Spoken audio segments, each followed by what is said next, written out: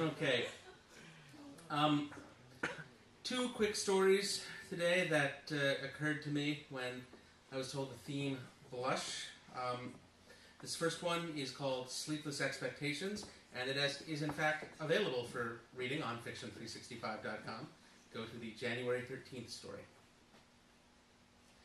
Helen regained consciousness while telling a joke. She heard herself say, "And Sherlock Holmes said, 'No, Watson, you idiot. What it means is—'" Her mouth hung open. She blinked, looked around at the pile of pillows in a brightly lit corner of a backstage, looked at Chad. "Where am I?" she asked. "I don't know." His eyes were wide. "What did Sherlock Holmes say?" "Where are we?" she asked. He was naked. She was naked. He had a blanket wrapped around his upper half. She had a blanket sitting in her lap. He shook his head. "I don't know." In the distance, Helen heard people shouting instructions at each other and the clanging of metal. There was no music. It was light outside. That meant... "What time is it?" she asked. "I don't know." Chad smiled at her. He stared from her breasts to her eyes, then back to her breasts. "Are they cleaning up?" she asked. She shook her head. Everything was foggy. "How long were we... We talked all night," he said. "It was amazing. Then I lost..." He reached out to take her hand, and when she didn't respond, his lips squeezed tight. What's the last thing you remember?" he asked. It didn't occur to her to lie until she said it. "Taking the hit. I didn't think they made acid that good anymore." "It's European." "That's it? That's the last thing you remember? No... Nothing?" He stared back into her eyes again, looking for something to hold on to. "European, that makes sense." "No, everything just kind of slid into..." Then she got it. "Oh," she said. "No," she said. "No, I'm sorry. She should have lied. "I'm so sorry." For a moment, he looked like he was going to cry. "I didn't..." His lips quivered. "I didn't do anything. You were..." She reached out and put her hand on his knee. "Oh, I know. I'm sure. I'm sure I was enthusiastic. I'm very sexual. I'm sure I responded. You didn't do anything like that." Well, strictly speaking, she wouldn't have chosen him. She wasn't really attracted per se, but she'd always liked him. If she'd been drunk and he'd asked the right way, it wouldn't have been out of the question. Obviously, it hadn't been. But, well... "Yes," he said, "because you were..." He took a deep breath. "You don't remember any of it?" Oh, God. Helen looked around, pretending to take it all in, really looking for her clothes. His clothes. He needed to be put in a less vulnerable place, or else he'd go to pieces. No sign of anything. Damn it. She'd been trying so hard to be celibate for a while, to steady her passions and keep the world from rocking underfoot. She hadn't done acid in years either, which made it kind of funny. The lesson, she supposed, was that acid and celibacy don't mix. "European," she muttered. "What?" He was waiting as though his soul hung in the balance. She found a sock. "Chad," she said. The time to lie had been then. Now it would only dig her in deeper. "It's okay," he said, looking away. There was something about his gentleness, about the fact that he wasn't going to shout at her, or even suffer in front of her, that reminded her of why they'd never fucked in the first place. "Do you want to go for breakfast?" she asked. "Sure," he said, desperately grateful for a new subject. "If I can find my clothes." They looked around for a minute, wrapping their blankets like togas around them. There were a lot of pillows to look under. Footsteps from the prop room. Annie walked out, holding a broom, smiled when she saw them. "In the chest over there," she said.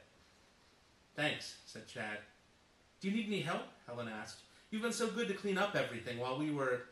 Annie laughed. "It's okay. You were having a good time." "Was I?" Annie laughed again. "You were having a great time." Very loudly. She sighed. "Okay, thanks." This always seemed to happen to her when she tried to slow down. There was always a moment like a dam bursting, all that stored up libido rushing out. She saw Chad go over to the chest and open it, saw him pull out their pants. She hoped he was smiling to himself. She hoped he wouldn't try to gloat over breakfast. Maybe, she thought to herself, I'm not cut out for sex or drugs. Or maybe I'm not cut out for quitting. She had the awful feeling that over hash browns, Chad was going to tell her he loved her. She wondered if there was any way she could talk him out of it. He wouldn't listen to reason. Nobody listens to reason. For a moment she wondered, if she fucked him again, would he get it out of his system? It seemed if she was cynical, like that's the way these things work. No, she decided, I'm doomed. There was no way out. There was a reason she'd been trying celibacy. Maybe she'd never get it right. She slipped her underwear on, then started buttoning her blouse. Giving up sex suddenly seemed a lot like giving up jokes. It seemed like there really ought to be a punchline. It seemed like there was, and she hadn't been able to catch it. Ready to go? He asked her, slipping on his shoes. Not for a minute.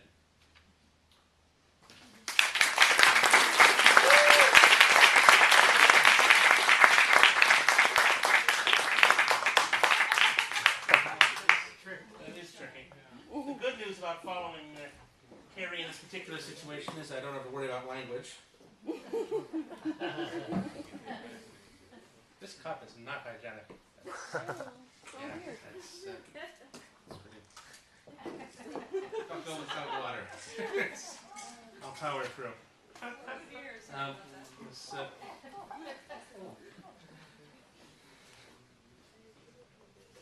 Yeah. You couldn't see the look on her face. This next piece doesn't have a title yet. If you think of a good one, please let me know.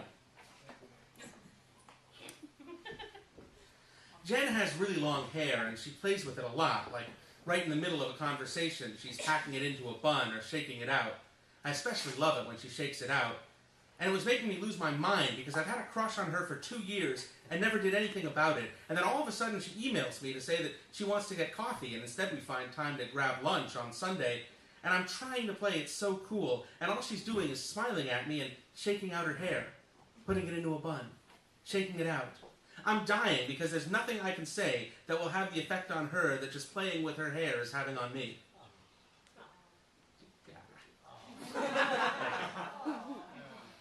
Do you mind if I put my glasses on? She asks. And even that drives me crazy. She wears glasses. They look awful. But it's such a cute awful. I'm working with a dating coach, and she's always telling me, play it cool. Don't get too excited. Don't say what's really on your mind. A date isn't a therapy session. You're trying to make an impression, not ferret out the truth. Maybe she's right. Of course she's right. Except that I'm not the cute one here, and it's always the prerogative of the cute one to be crazy. The cute one can get away with it. The cute one doesn't have to work so hard to make an impression. Why do I always have to work so hard? I decided to see a dating coach after I broke up with Angie and was single for 4 months, and not one of my friends even tried to set me up. I am offended that they didn't even try. I know it was probably a terrible idea. I know I'm not really over Angie. I'm not even sure what that means. But to not even try? To make no effort whatsoever? Shouldn't the world take at least a little notice when I'm erotically available? Come on! So I decided to take matters into my own hands, and now I spend $700 a month for 3 sessions with Cynthia, who tells me not to take any of it personally. And it's starting to get very frustrating to me because if you're in a position to not take dating personally, then you're already doing fine. I'd like to know why I'm not, and never have. Jen puts her hair back up into a bun. Someday, she says, I'd like to go into hospice care. Then, in the same sentence, she changes her mind and starts to shake it down again. The way her hair frames her face as it's falling, I wish I had my camera. Why now? I blurt out.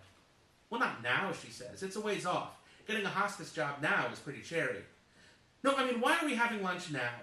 She doesn't get it, so I add, after 2 years. She blinks. Well, we've always said we wanted to.